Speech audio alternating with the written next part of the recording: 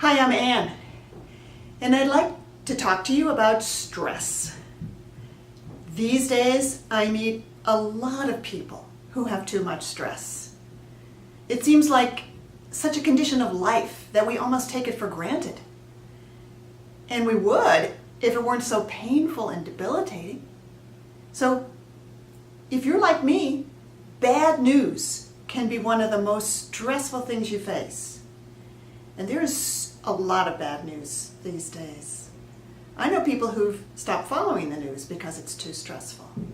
Well, I respect that choice, but for me, being out of touch with information I might need to help my family isn't the choice I'm making. So instead, I want to share with you today a way of taking bad news without having it shake your inner peace. Are you interested? Okay, so I'm going to do that by telling you the story of my student Tammy. Tammy's a mom and a grandma.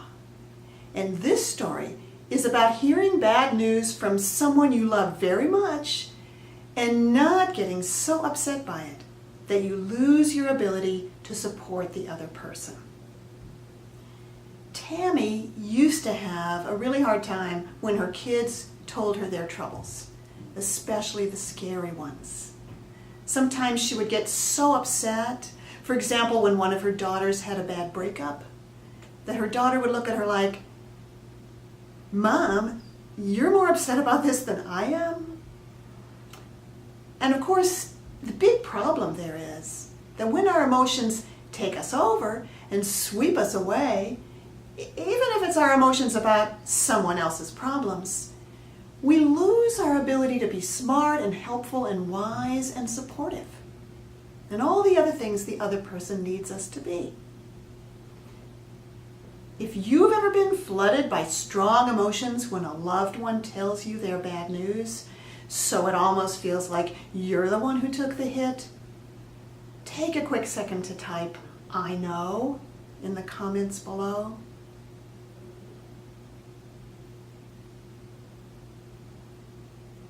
So, Tammy took a course from me, and she learned a different way of dealing with it when one of her 4 grown children came to her with bad news. Number 1, pause. Feel her own groundedness. Connect with her own body. 2, take a moment to acknowledge her own feelings by using the magical phrase, "something in me," as in, something in me is scared and worried whether my baby is going to be all right. And 3, feel a clear space open to hear the other person's feelings with caring, but without feeling that they throw you off your own center. Well, here's what Tammy told me in an excited email a few weeks after that course.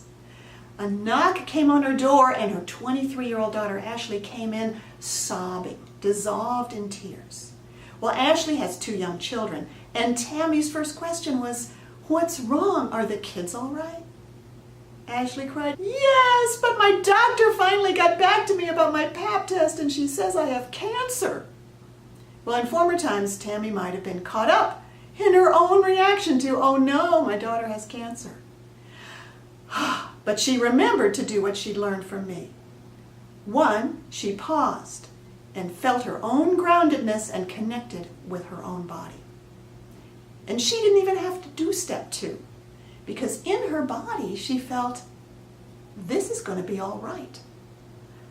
Wow. Well, so Tammy didn't try to think too much about why she would be getting this "it's all right" message from her body. She just held her daughter, let her sob, kept saying, I'm here with you." She went directly to step 3, being a clear, open space to hear the other person's feelings. And Ashley would say things like, "I'm so scared. I love my babies so much I don't want to leave them. I don't want to die." And each time, Tammy would say back what Ashley was saying without trying to argue or tell her not to worry. And each time she could feel Ashley relax a bit more I'm so scared. Yeah, you're so scared. Finally, Ashley was calm enough that Tammy could ask her what the doctor actually said. In fact, it was a phone message that could be played back. And after hearing it, Tammy understood the it's all right feeling she'd had. The doctor had not said that Ashley had cancer. She'd said that Ashley had had an abnormal Pap test which could be indicative of a precancerous condition. Ashley had heard the word cancer and had freaked out, but Tammy had stayed calm, which was a good thing no matter how things had turned out.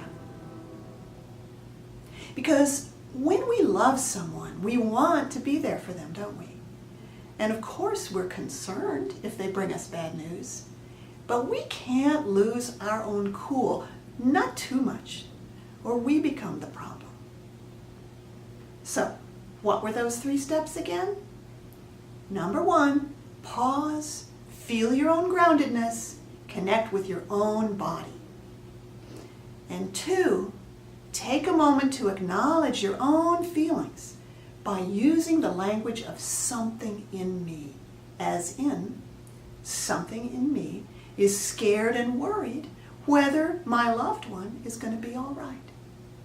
And 3, be open to hear the other person's feelings with caring and generosity, but without having to feel like you've lost your own center. I totally love what happens when I can be present to someone dear to me with an open heart and at the same time holding on to my own center. That helps if they're in trouble and bringing bad news. It also helps if there's conflict and we need to disagree. We see each other as whole separate people, worthy of respect. And this process really helps to do that. And one last thing. If you like this video, be sure to let me know so I can keep creating more videos like this for you. You can click like below, subscribe to my channel so you get notified of the latest videos, or leave a comment letting me know about a time when you could be there for a loved one in trouble because you were able to be present to your own feelings too.